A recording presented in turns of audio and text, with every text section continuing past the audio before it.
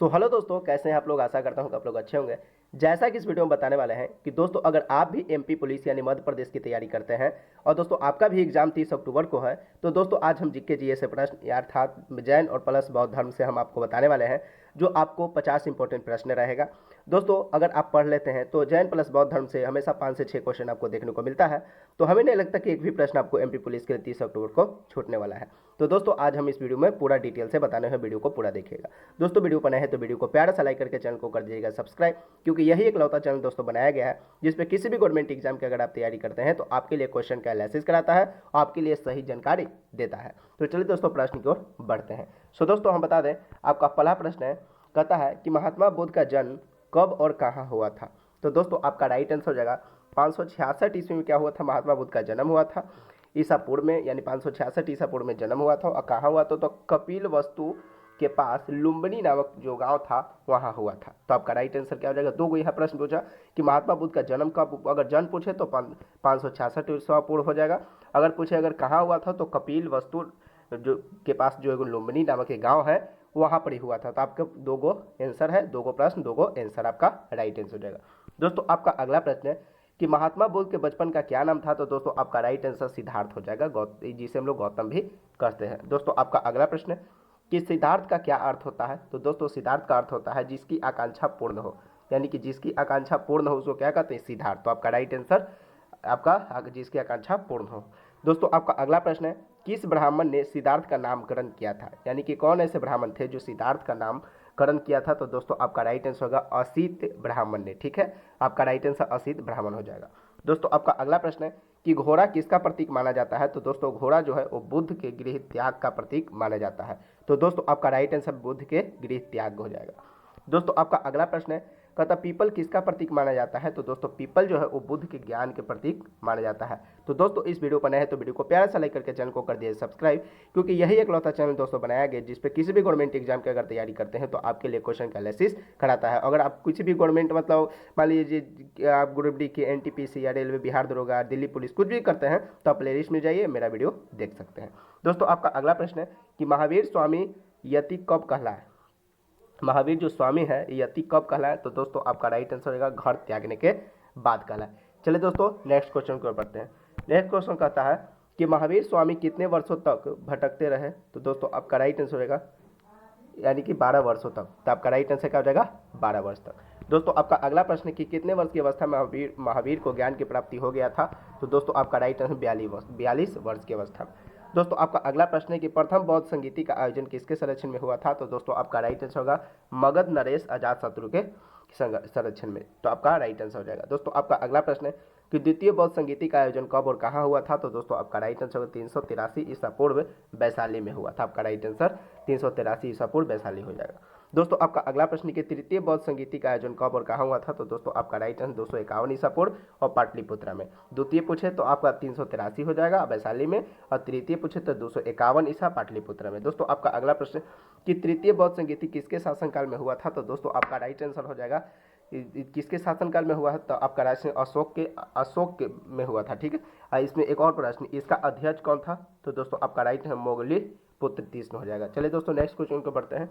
Next question कहता है कि चतुर्थ बौद्ध संगीति के अध्यक्ष और उपाध्यक्ष कौन थे। तो दोस्तों आपका राइट आंसर होगा अध्यक्ष वसुमित्र और उपाध्यक्ष अश्वघोष हो जाएगा। आपका राइट आंसर। दोस्तों आपका अगला प्रश्न है बौद्ध धर्म के कितने मुख्य पंथ हैं। तो दोस्तों आपका राइट आंसर होगा 2, हीनयान और महायान। दोस्तों हम पहले आपको बता दें कि अगर आप एमपी पुलिस की तैयारी करते हैं तो आप वीडियो देख ही रहे हैं। अगर और भी अगर किसी अगर एग्जाम की अगर तैयारी करते हैं तो आपके लिए भी ये वीडियो क्या है, आपके लिए इंपॉर्टेंट है। ठीक है, क्योंकि बौद्ध धर्म जैन धर्म से एक ऐसा नहीं है कि खाली एमपी पुलिस से ही क्वेश्चन पूछता है, आपको हर एग्जाम में हर सेक्टर में आपको क्वेश्चन पूछ सकता है। तो इसलिए बोलते हैं वीडियो बनाए हैं तो वीडियो को प्यार से लाइक करके चैनल को कर दीजिए सब्सक्राइब। दोस्तों आपका अगला प्रश्न है किसके शासनकाल में बौद्ध धर्म 2 वर्गों में विभाजित हो गया है। तो दोस्तों आपका राइट आंसर होगा कनिष्क के। ठीक है, तो किसके शासनकाल में बौद्ध धर्म 2 वर्गों में विभाजित यानी कि बट गया है। तो दोस्तों एक कनिष्क के शासनकाल में। दोस्तों आपका अगला प्रश्न है महात्मा बुद्ध के माता पिता का क्या नाम था। तो दोस्तों हम बता दें कि माता का नाम क्या था, यानी कि महामाया था, और पिता का नाम क्या था, सुद्धोधन था। तो आपका राइट आंसर सुद्धोधन पिताजी हो जाएंगे और माता महामाया हो जाएगा। दोस्तों आपका अगला प्रश्न है कि महात्मा बुद्ध की शादी किससे हुई थी। तो दोस्तों महात्मा बुद्ध की जो शादी हुई थी वो यशोधरा नामक पत्नी से हुई थी, नामक स्त्री से। तो आपका राइट आंसर यशोधरा हो जाएगा। दोस्तों आपका अगला प्रश्न है, कहता है कि महात्मा बुद्ध के पुत्र का क्या नाम था। तो दोस्तों महात्मा बुद्ध का जो पुत्र था उसका नाम राहुल था। तो आपका राइट आंसर राहुल हो जाएगा। दोस्तों आपका अगला प्रश्न है कि सिद्धार्थ का लालन पालन किसने किया था। तो दोस्तों सिद्धार्थ का जो लालन पालन किया, सिद्धार्थ की भी माता प्रजापति गौतमी। ठीक है, तो आपका राइट आंसर प्रजापति गौतमी हो जाएगी।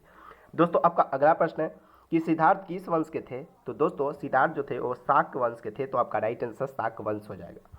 दोस्तों आपका अगला प्रश्न है कि शाक्य का क्या अर्थ होता है। तो दोस्तों जो शाक्य का जो अर्थ है वो क्या होता है, तो सर्वशक्तिमान होता है। तो आपका राइट आंसर सर्वशक्तिमान हो जाएगा। दोस्तों आपका अगला प्रश्न है कि शाक्य मुनि के नाम से कौन विख्यात है। तो दोस्तों शाक्य जो मुनि के नाम से जो विख्यात है, जो जाने जाते हैं, वो महात्मा बुद्ध कहलाते हैं, यानी कि जाने जाते हैं। तो आपका राइट आंसर महात्मा बुद्ध हो जाएगा। दोस्तों आपका अगला प्रश्न है कि सिद्धार्थ के सारथी का क्या नाम था। तो दोस्तों सिद्धार्थ के जो सारथी का नाम था वो छदक था। तो आपका राइट आंसर छदक हो जाएगा। चलिए दोस्तों नेक्स्ट क्वेश्चन की ओर बढ़ते हैं। नेक्स्ट क्वेश्चन कहता है कि सिद्धार्थ को योग की शिक्षा किसने दी थी। तो दोस्तों सिद्धार्थ की योग की जो शिक्षा दी वो अलार कलाम ने दिया था। तो आपका राइट आंसर क्या हो जाएगा, अलार कलाम। दोस्तों आपका अगला प्रश्न है कि सिद्धार्थ को वेद और उपनिषद की शिक्षा किसने दी थी। तो दोस्तों हम बता दें कि सिद्धार्थ को वेद और उपनिषद की जो शिक्षा दी वो आपका राइट आंसर रुद्रक ने, यानी कि रुद्रक ने दिया था। तो आपका राइट आंसर क्या हो जाएगा, रुद्रक हो जाएगा। दोस्तों आपका अगला प्रश्न है कि महात्मा बुद्ध ने ज्ञान प्राप्ति करने हेतु गृह त्याग दिया। ठीक है, इसे क्या कहते हैं। तो दोस्तों आपका राइट आंसर क्या हो जाएगा, यानी महाभिनिष्क्रमण हो जाएगा। यानी कि जब कोई व्यक्ति अपना घर को त्याग देता है तो इसे क्या कहा जाता है, तो महाभिनिष्क्रमण कहा जाता है। आपका राइट आंसर महाभिनिष्क्रमण हो जाएगा। दोस्तों वीडियो पर नए हैं तो वीडियो को प्यारा सा लाइक करके चैनल को सब्सक्राइब करके आप प्यारा से कमेंट कर दिए कि नेक्स्ट वीडियो आपको किस टॉपिक पर वीडियो कैसा लगे, कमेंट जरूर कीजिएगा। ठीक है, और इसी चैनल पर आपको किसी भी गवर्नमेंट एग्जाम की आप तैयारी करते हैं तो आपके लिए क्वेश्चन का एनालिसिस कराता है और आपको सही तरीके से बताता है। हम वही क्वेश्चन दोस्तों बताते हैं जो एग्जाम में आता है, समझ में आता है और आपको दिमाग में आता है। ठीक है, फालतू क्वेश्चन हम नहीं बताते हैं, इसलिए बहुत ज़्यादा व्यू भी आता है, बहुत लोग पढ़ते भी हैं, बहुत लोग कमेंट भी करते हैं, बहुत लोग सीखते भी हैं। तो चलिए दोस्तों अगले क्वेश्चन की ओर बढ़ते हैं। दोस्तों अगला क्वेश्चन है कि गृह त्याग के बाद बुद्ध ने सर्वप्रथम किससे उपदेश प्राप्त किया है। तो दोस्तों आपका राइट आंसर हो जाएगा अलार एवं रुद्रक से। ठीक है, दोस्तों आपका अगला प्रश्न है कि महात्मा बुद्ध को ज्ञान की प्राप्ति कहाँ हुई थी। तो दोस्तों महात्मा बुद्ध की जो ज्ञान की प्राप्ति हुई थी वो बोध गया पीपल वृक्ष के नीचे हुआ था। वो यहाँ से दो प्रश्न है कि महात्मा बुद्ध को ज्ञान की प्राप्ति कहाँ हुई थी। तो ये तो बोध गया हुआ था। अब कौन से वृक्ष के नीचे, तो आपको पीपल वृक्ष के नीचे। ठीक है, इसको फैक्ट को क्या करना है, याद करके चलना है। दोस्तों आपका अगला प्रश्न है कि जैन धर्म के संस्थापक कौन थे। तो देखिए जैन धर्म के जो संस्थापक थे, अब थोड़ा जैन धर्म में आ गए, जैन धर्म के संस्थापक कौन थे, तो ऋषभ देव थे। तो आपका राइट आंसर क्या हो जाएगा, ऋषभ देव हो जाएगा। और बौद्ध धर्म के कौन थे, तो महात्मा बुद्ध थे। ये भी दो फैक्ट है, आपको याद करना है। दोस्तों आपका अगला प्रश्न है कि जैन अनुयायी के अनुसार प्रथम तीर्थकर कौन थे।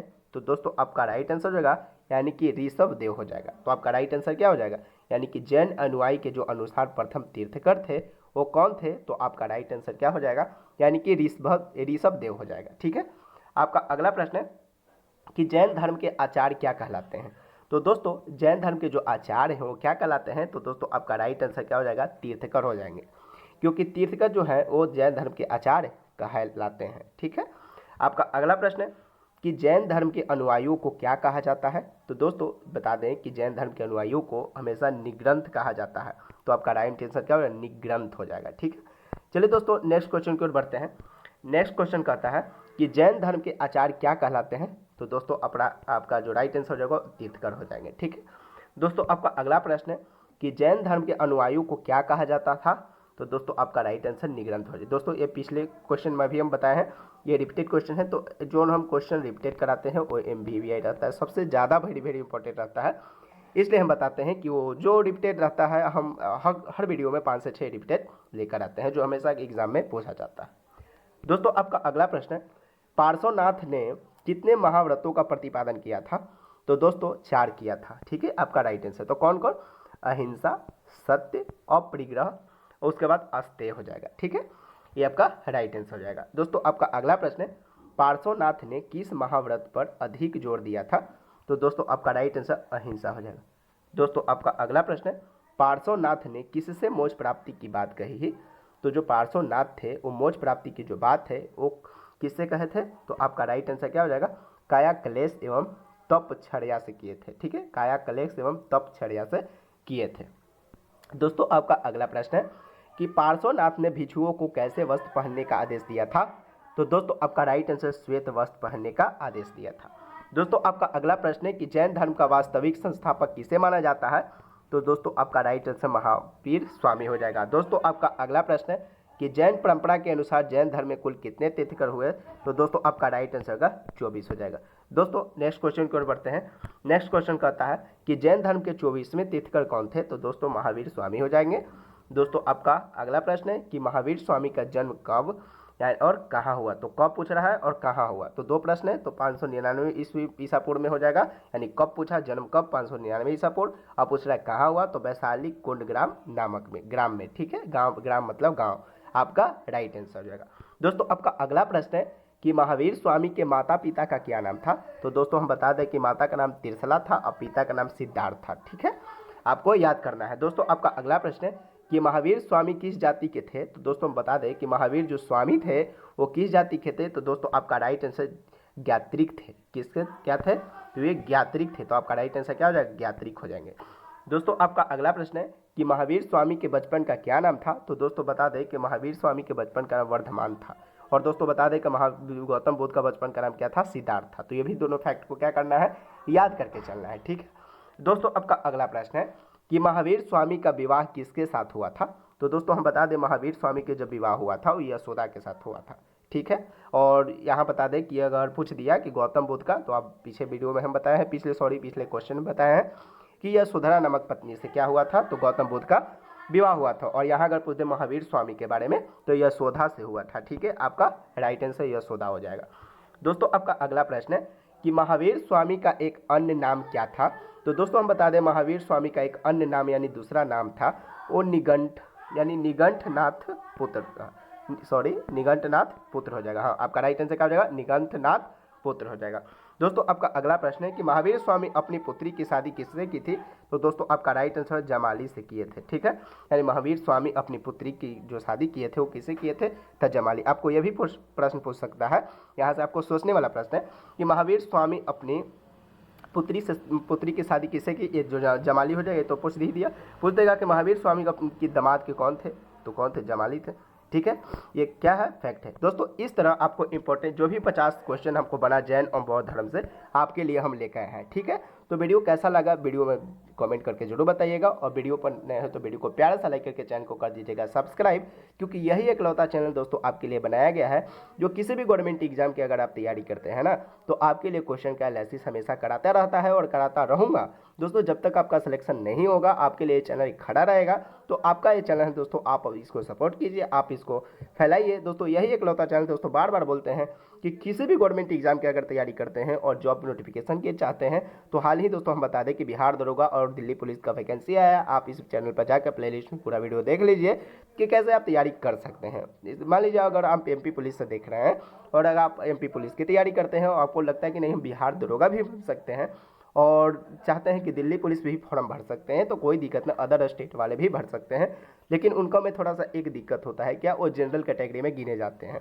ठीक है, तो उससे कोई लेना देना नहीं। अगर आप पढ़ने में अच्छा है तो आपका सिलेक्शन कहीं भी हो जाएगा। ठीक है, तो चलिए दोस्तों वीडियो को समाप्त करते हैं, मिलते हैं किसी नेक्स्ट वीडियो में। तब तक की जय हिंद, जय भारत।